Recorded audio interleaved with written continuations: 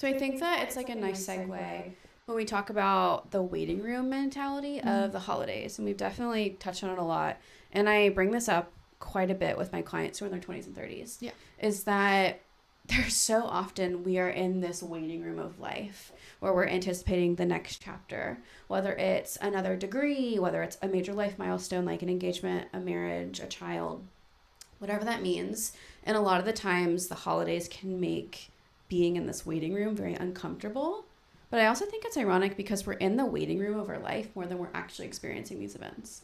We're thinking about like the time spent there. Mm-hmm. So why do you feel like it's that uncomfortable during the holidays? I honestly think it's like a microscope. Yeah. I look at the holidays like you're under a microscope. Or like, why aren't you there yet? Why are you still waiting? Yeah.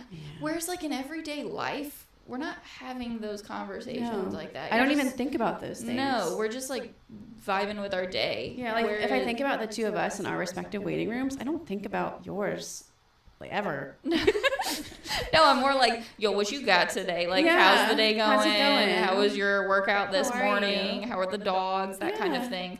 But then I also think it's because a lot of people use the holidays as a time to catch up. Yeah. Like with the people they have not seen. Those are good like landmarks for catching up too, you're right.